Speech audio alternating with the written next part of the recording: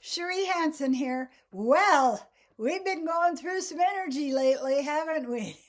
It's just like up and down. It reminds me of those big blow up dolls they have in front of a store. It's, 10 feet tall and it's waving and then it goes like this. It's like, make up your mind. Are you going to stand up or are you going to fall on your face on the ground? Well, there's no making up our minds right now. One of the biggest issues that I see happening in my life is the issue of keeping myself focused on my growth. It's a confusing, chaotic time. But I understand that a lot of that has to do with my childhood. Because if I could somehow fix my crazy and crazier mother and father, then I'd be all right. So we tend to take that into our perception of the world when we get older if we were in that situation. So what you've got is I'm unsafe as long as there is somebody who is unpredictable and threatening in my environment. It's a natural response to have, and it's especially deeply planted in people who have lived through trauma when they were children. And I'll tell you how badly my trauma was, because when I was 20 and people were saying, oh my God, my mother was gone all the time, or my dad was, drunk driving and all the rest of it. And I was so worried that child services would come and take me away. And I'd sit there and I'd think, I was praying that child services would come and take me. Please, somebody. And so, that's how I measured my experience against other people's experiences.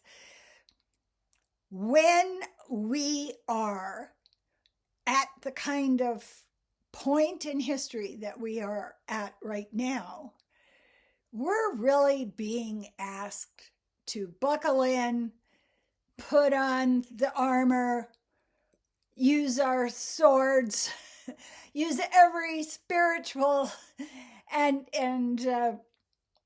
every spiritual skill and every bit of information we've got about the mind and the body and what thoughts are doing to us and the release of inflammation and adrenaline and fear response. All of that stuff is just whirling around and I keep trying to get a hold of it.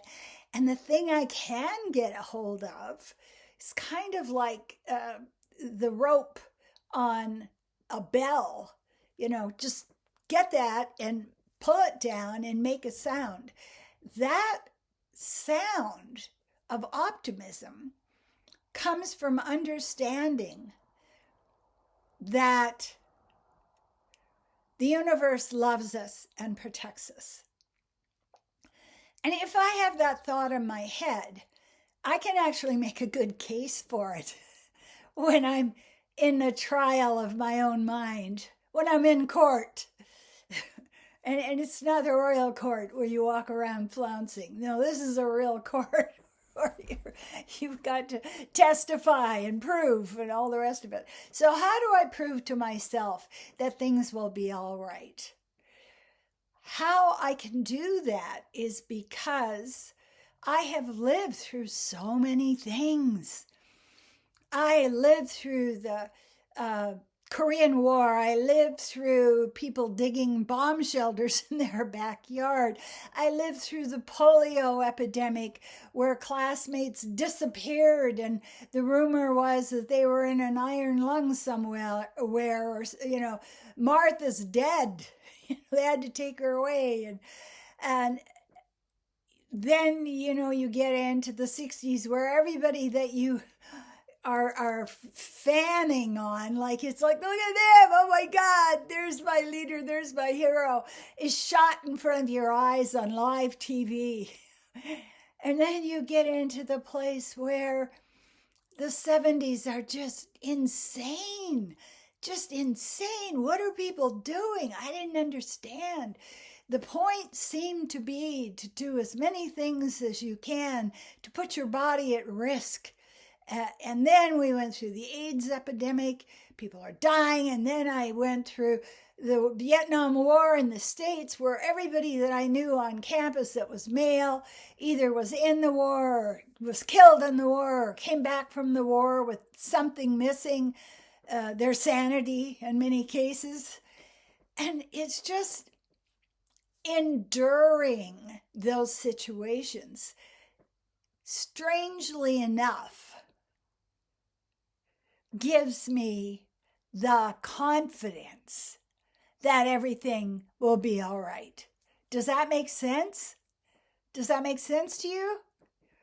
So right now, I keep focusing on the thing I teach my clients, inside, outside. Did this thing that happened today in the news, was that inside you or was that outside you?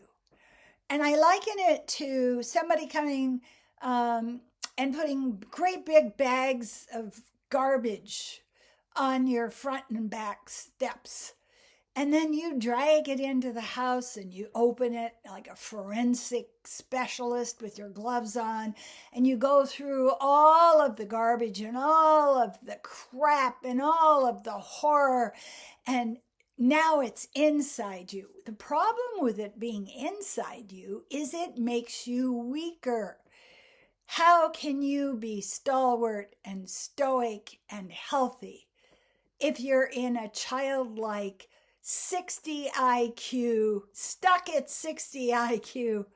Go find somebody with a 60 IQ and talk to them for a while. Instead of being in a place where you're holding space, that somehow there's something happening that you can't see, which is eventually for the greater good. And that's the place I keep having to come back to. I just, where's my marker? Where's the square I'm supposed to be on? I think I knocked the board over. And so that takes a lot of focus. That's something that takes a lot of practice and discipline. Wim Hof breath. I'm in my body. I'm safe in my body. I can feel that I am loved. Going for a walk. Look at the trees. Look at the beauty. Look at the dogs. Look at the little kids. Look at the flowers coming up.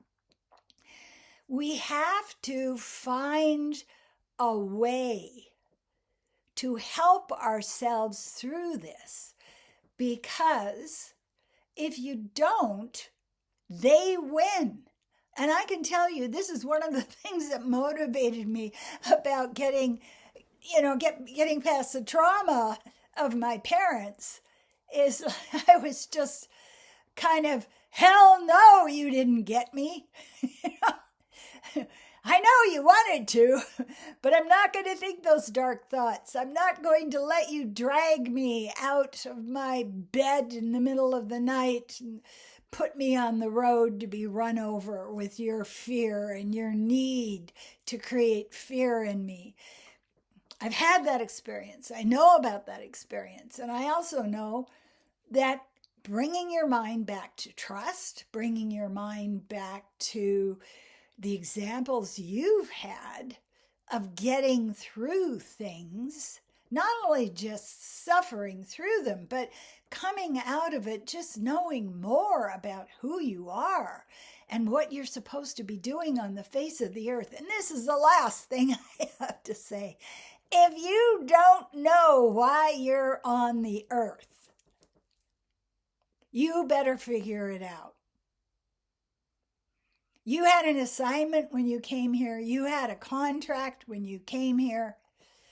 You will be in a place of so much confidence and so much calm if you understand your assignment. Now, for me, everything that I've learned ends up helping people. I was in the bank the other day and a woman in line told me her story. People always tell me their stories. I'm just like walking down the street, and the woman that I'm walking next to, I said, "Oh, you look like your feet hurt." "Oh, I've had 7 cancer operations in the last 11 years. And then she starts telling me the whole story. It's just like a forest of narrative I walk through all the time. And so we're in a place, like I'm in the bank, the woman's telling me her story. And she said, we moved, my husband is really sick, we're in a new place, the new furniture. She said, I can't find anything, I'm so confused.